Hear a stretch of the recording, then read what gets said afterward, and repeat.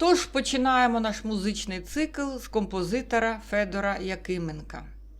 Народився він у 1876 році в селі Піски, що у передмісті Харкова, на Річковій вулиці, будинок 5, у сім'ї унтер-офіцера у відставці.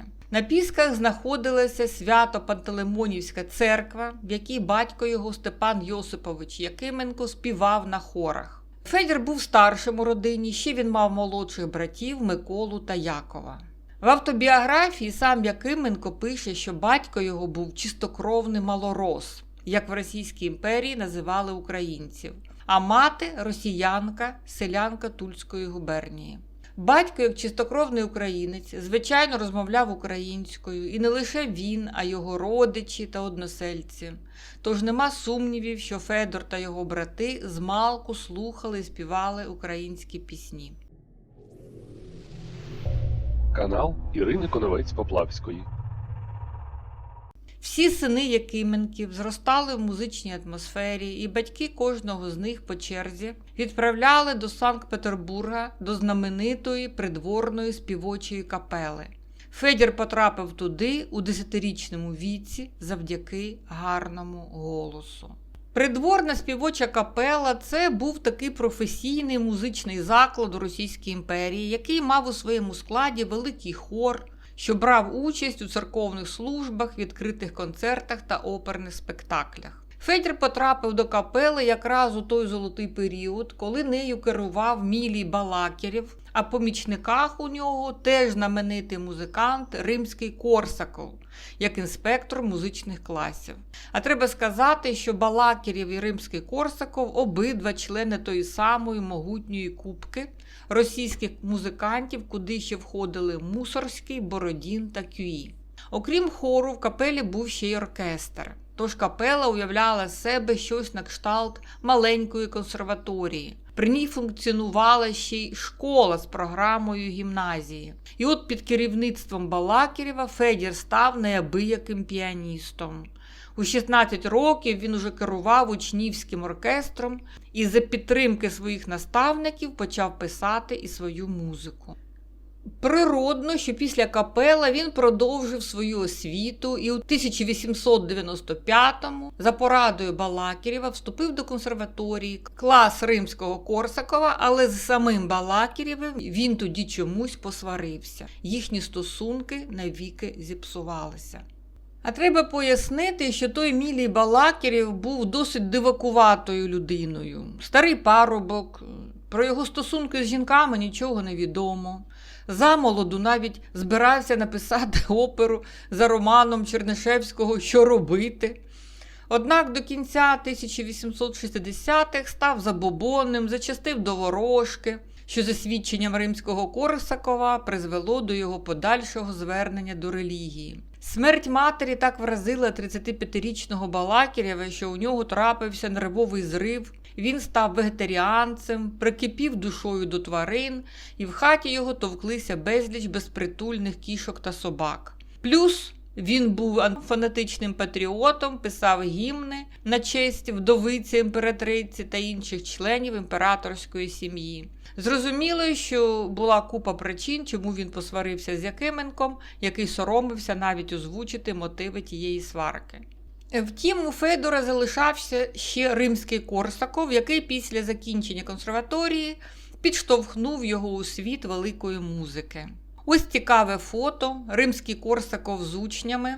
Федір Якименко стоїть в центрі, і треба сказати, що росіяни перековеркали його прізвище і називали його Акіменко.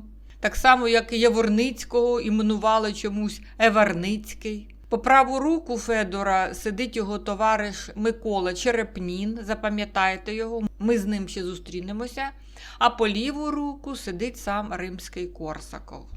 Тож Якименко в цей час вів активне життя, брав участь у концертах Біляївського гуртка як піаніст. Біляївський гурток називався так тому, що його матеріально підтримував видавець і меценат Біляєв. І таким чином Федір стає близьким до кола творчої музичної еліти Петербургу. Близьким, але не своїм. Бо, звичайно, що у консерваторії багато студентів були місцевими та з дворянських сімей, а матеріальне становище Якименка було досить скромним. Він все ще обіймав невисоку посаду педагога на диригентських курсах у співочій капелі. Тож доводилось давати приватні уроки. Одним з його учнів став студент юридичного факультету Санкт-Петербурзького університету, 17-річний Ігор Стравінський, який так це описав у спогадах. Моїм першим учителем гармонії був Федір Акименко, учень Балакірєва і Римського, композитор, не позбавлений самобутності і, як вважали, подавав надії. Однак я займався недовго, тому що він не розумів мене. І ось Федір залишає Петербург. Швидше за все, переїзд був вимушеним через безгрошів'я. Роботи нормальної, очевидно, йому в Петербурзі не світило. І знову-таки за підтримки Римського-Корсакова він на початку 1900-х переїздить на Кавказ до Тифлісу. Там Тифліське відділення Імператорського російського музичного товариства запропонувало йому посаду викладача-диригента у музичному училищі. Але така рутинна педагогічна робота у провінційному Тифлісі не вдовольняла музиканта. Він мріяв про Європу, а це вимагало коштів. І вони знайшлися в опікунській раді музичного видавництва того самого видавця Біляєва та харківських меценатів. І от бажаний перелом у житті стався. У 1903 році 27-річний Якименко вирушає на захід. Влаштувався спочатку у Ніцці, там керував 2 сезони церковним хором у російській церкві. Також виступав як піаніст зі своїми творами. З Ніцци часто виїжджав до Парижа, де займався видавничими справами, давав концерти і близько 3 років керував хором при одному з православних храмів Парижа. Його виступи як піаніста з витонченими, віртуозними фортепіанними творами у музичних салонах та вітальнях Франції виявилися вельми успішними. Звичайно, що фортепіанна музика найбільш сприяла його популярності. Особливістю виступів Якименка стала така театралізована форма його ресіталів. Ресітал – це сольний концерт одного музиканта або концертна програма, що складається цілком із творів одного композитора. Так от на своїх ресіталах Якименко грав у напівтемряві, проголошуючи назви творів та розгорнуті ремарки, пояснення до них. Це те, чим нехтують у сучасних філармоніях. Хоча б перед концертом пояснювали аудиторію, про що та чи інша симфонія, в який період життя композитора вона писалася і таке інше. Таким чином, мало-помалу успіх Якименка на Заході ріс, він заводить знайомства, навіть стає модним. Аж ось знову фортуна йому посміхається. У 1904-му він прибуває до Женеви, а там якраз недалеко у містечку Везенас мешкав російський композитор Скрябін. Чоловіки потоваришували, і Скрябін, до речі, виправляв постановку рук Якименка для гри на фортепіано. І от 2 композитори разом музикували, прогулювалися околицями і милувалися мальовничими швейцарськими пейзажами. І нарешті ми підійшли до психологічного портрета Федора Якименка і бачимо, що вони зі Скрябіним навіть зовнішньо були схожі. Тепер послухаємо, як охарактеризував цю дружбу музичний критик Сабанєєв. Якименко був дуже оригінальною істотою. Це була людина зовсім відірвана від земної поверхні. Його думки та фантазії оберталися в якихось дивних світах, серед області, яка поєднувала в собі одночасно астрономію, якусь салонну містику та дитячі казочки. Була якась оригінальна витонченість у ньому. Його твори зазвичай дуже невеликі і якісь вельми, по суті, водянисті, безбарвні, салонні, були забезпечені дуже високими назвами, в яких брали участь і Серафими, і Сатурнові кільця, і туманності. Він був, мабуть, дуже великої думки про себе, але природжена зовнішня скромність змушувала його не говорити про себе. У цій рисі, як і в загальній салонності, і в прагненні до містики, і до грандіозного приявному мініатюризмі, у нього була якась певна схожість зі Скрябіним, звичайно, незважаючи на розміри самого таланту. Очевидно, Олександр Миколайович якось побачив у Якименку свого родича за духом, чомусь його відзначив між своїми знайомими і навіть зазвичай настільки скептичний до музики своїх сучасників, у його прісній музиці любив знаходити якісь достоїнства. Якименко був свідком перших виконань Олександром Миколайовичем ще фортепіанного Прометея, був присутнім на всіх таїнствах його народження і виходу в світ. Цікава картина була, коли ці два фантазери починали розмову один з одним на різні астральні теми. Вони ніби намагалися перевершити один одного у відірваності від реального світу, і збоку було дуже дивно їх слухати. Кінець цитати. У словах Сабанєєва ми відчуваємо одночасно симпатію, іронію і певну зверхність. Сабанєєв підкреслює, що Якименко був занурений повністю у світ ідей, символів, фантазій. Його не цікавили політика і побут, а лише космос, духовні откровення, янголи, містичні образи. Як на мене, то для музиканта це комплімент. Якби хтось сказав про бухгалтера чи генерала, що вони відірвані від земної поверхні, то це була б справедлива критика. А щодо поета, художника чи композитора, це означає, що людина на своєму місці. Головний докір Сабанєєва – це розрив Якименка між амбіцією і результатом. Найотруйніша його фраза – прагнення до грандіозного приявному мініатюризмі. От Якименко мислить масштабами Всесвіту, але музично не здатний цей Всесвіт створити. Назви його творів обіцяють космічне откровення, а музика виходить камерною, дрібною і не дуже переконливою. І при цьому Сабанєєв відзначає з декотрим нальотом ревнощів, наскільки близькі стали стосунки Скрябіна та Якименка.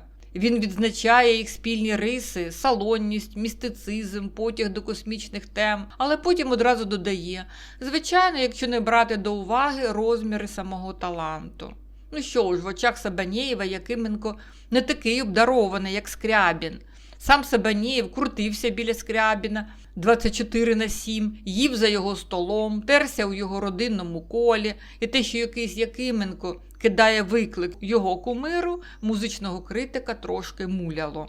Треба пояснити, що на початку ХХ століття навколо Скрябіна виник майже культ космічного мистецтва. Він говорив про перетворення людства, містичну єдність світу, космічне оновлення, синтез мистецтва. І тут раптом з'являється Якименко, який теж пише музику про серафимів, туманності, космос і духовні откровення. Можливо, Скрябін відчував, ось людина, яка хоча б розуміє, про що я думаю. От така була атмосфера срібної доби, коли композитори всерйоз говорили про містичне перетворення світу, а назва твору була не менш важливою, ніж сама музика. Тож Сабанєєв описує стосунки Якименка зі Скрябіним як досить дружні і називає композиторів поблажливо, два фантазери, але при цьому він ставить обох маестро в один ряд. Не пише ж він «Великий Скрябін і його наївний послідовник». Ні, він пише про двох людей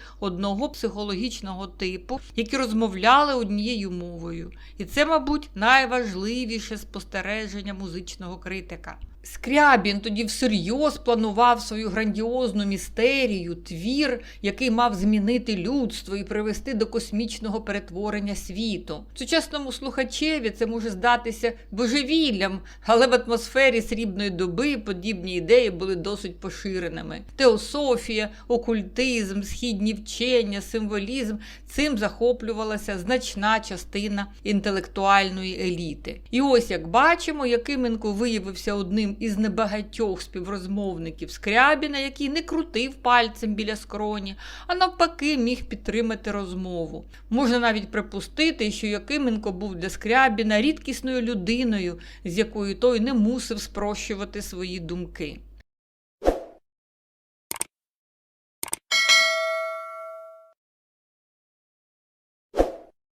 Таким чином, творче життя Якименка починається майже казково, але є родина, мати, брати, обов'язки.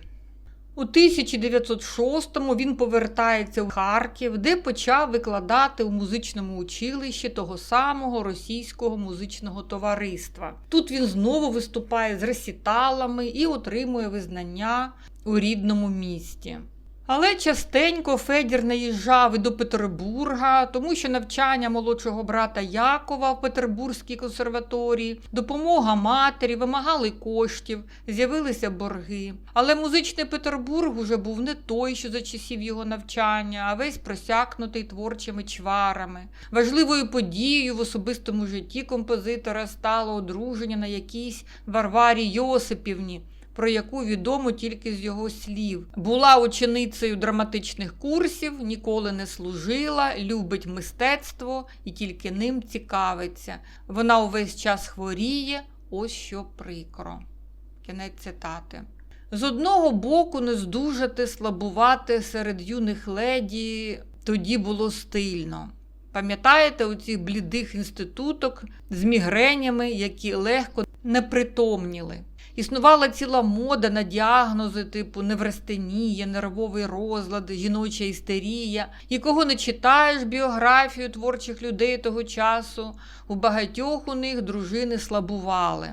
І ми й далі будемо на це звертати увагу, на супутниць життя музикантів. Та якщо подивитися на це з іншого боку, то життя з творчою людиною, воно не таке вже й легке.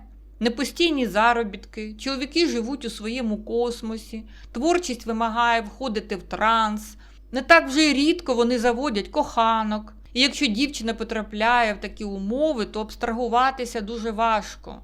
Дружина Івана Франка Ольга Хоружинська наприкінці життя здобула тяжкий психічний розлад. Сучасники та біографи описують важкі депресивні стани, нервові зриви дружини Льва Толстого Софії, і цей перелік можна продовжувати. І що цікаво, часто біографії митців пишуться за романтичним шаблоном 19 століття. Геній, страждання, хвора дружина, бідність, нерозуміння сучасників.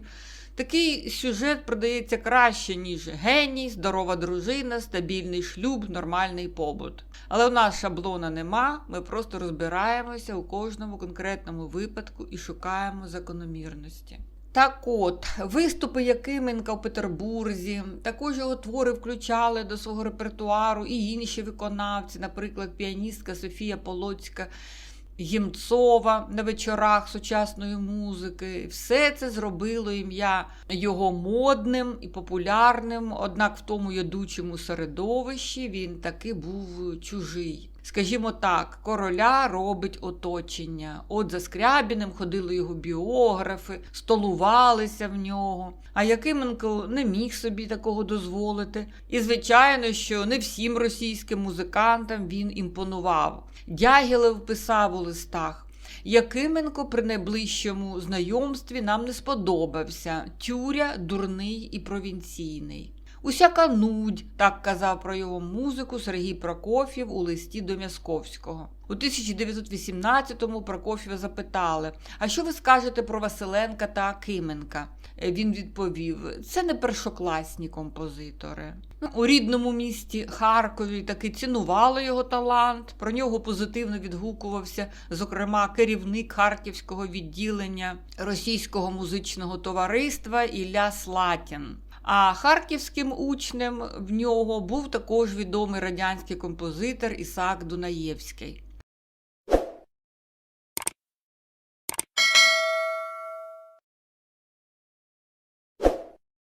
Таким чином, в період з 1910 по 1917 продовжуються найщасливіші роки у творчості та житті Якименка. Видано всі його твори для фортепіано, написана опера «Фея снігів» і симфонія, декілька камерних творів. Композитор викладає в Харківському музичному училищі, а також Санкт-Петербурзькій консерваторії, веде насичене життя піаніста та диригента, активно концертує по всій Європі.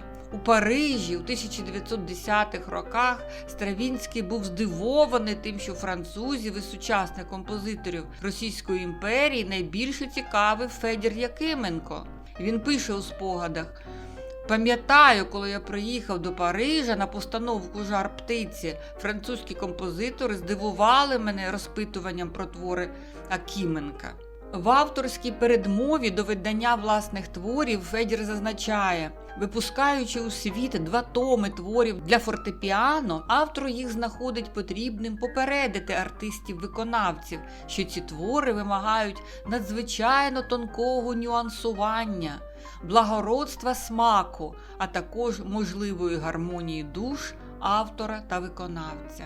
Чуєте цей заклик? Гармонію душ автора та виконавця. А щоб досягти цієї гармонії, піаніст має, як то кажуть, грати кінчиками пальців і відчувати, що хотів висловити композитор. От у Павла Гінтова це виходить, як на мене. А сьогодні як розрізняють російських піаністів? Швидко і гучно! Це в них вважається найвищий клас. Мацуєв їхній так прямо дубасить по клавішах. Але на Заході це не канає. Загалом піаніст має вміти розрізняти 50 відтінків п'яно. От тоді це майстер-клас. І на думку римського Корсакова, Федір Якименко вмів це робити. З талантом великим і симпатичним він передавав у музиці лише те, що спостерігав і чим милувався – зірковими хороводами, фантастичними видіннями, таємничими подихами. Якименка називали далеким від політики, але от він в російській музичній газеті у 1914 році раптом поміщає маленьку замітку під заголовком «Мистецтво і війна». Ця замітка, скажемо прямо, вельми пафосна, насичена прикметниками та окличними знаками. До речі, у нас на каналі є лекція професора Слісаренка, де він на атоми розкладає причини Першої світової, як там все було непросто і як німці були останні, хто хотів цієї війни. Посилання на лекцію угорі. А Якименко, ані трохи не вагаючись, всіх собак спускає на німців.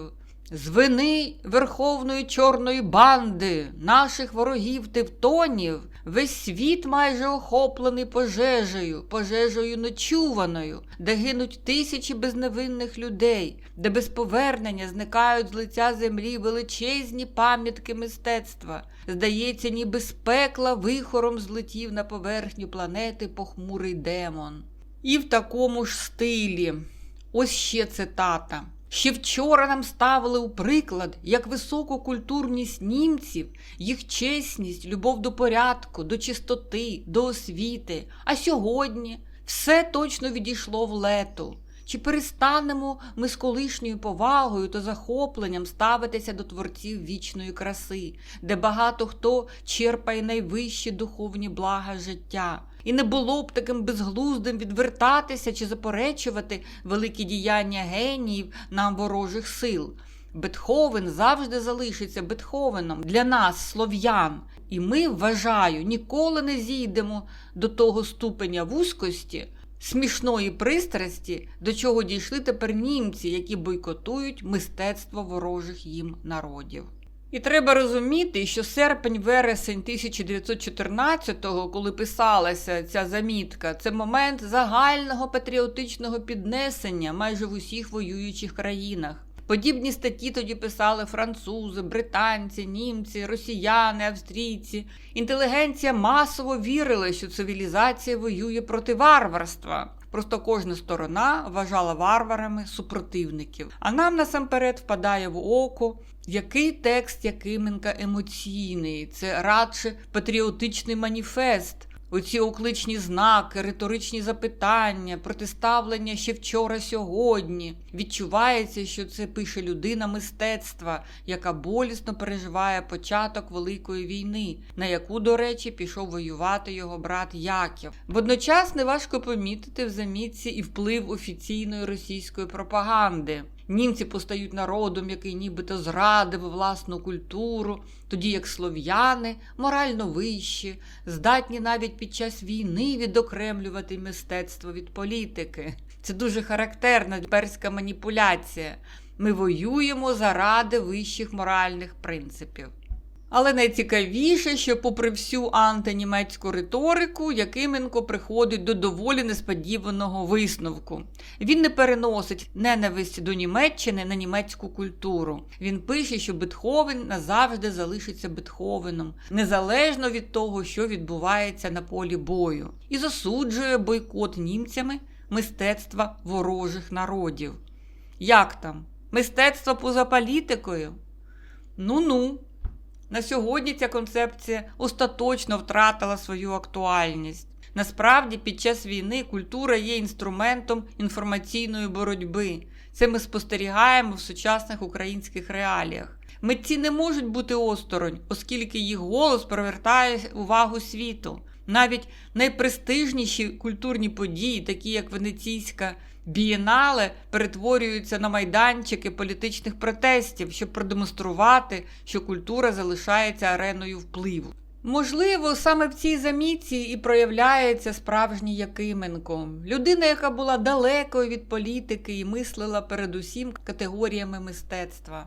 У 1914-му він дивився на світ очима підданого Російської імперії. І закінчується ця замітка словами, які важко назвати висновком. Мені здається часом, як весь цей пантеон людей, що колись жили в німецьких землях, мимоволі скочує нелюдські сльози з їхніх духовних очей. Вони побачать, наскільки далекі від накреслених ними високих ідеалів сучасні гуни. Тут Якименко уявляє Бетховена, Гьоте, інших великих німців, які начебто з небес дивляться на Німеччину і плачуть. Оці духовні очі і нелюдські сльози звучать вельми пафосно. А останнє слово «гуни» теж не випадкове. Це пропагандистський штамп Антанти щодо німців. Їх зображували новими варварами, які нібито знищують європейську цивілізацію. Отже, навіть людина, далека від політики, як Якименко, мимоволі відтворює лексику воєнної пропаганди того часу. Але і тут Федір залишається передусім митцем. Він не закликає до помсти чи ненависті, він протиставляє не Росію і Німеччину, а дві Німеччини. Німеччину Бетховена, Гьоте і великої культури та Німеччину війни. Саме в цьому, здається, і полягає головна думка його статті. Канал Ірини Коновець-Поплавської.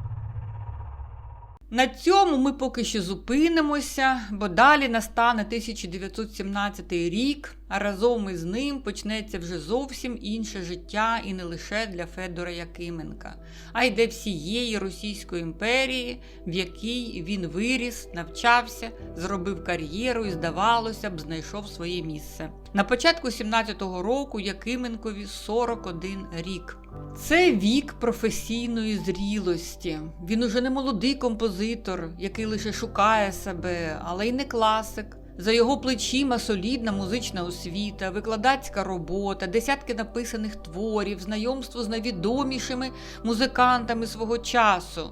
Його музику виконують, її обговорюють. Одні критики нахвалюють його за оригінальність, інші дорікають надмірним містицизмом і відірваністю від життя. Але найважливіше, він уже має власний творчий почерк і своє місце в музичному середовищі.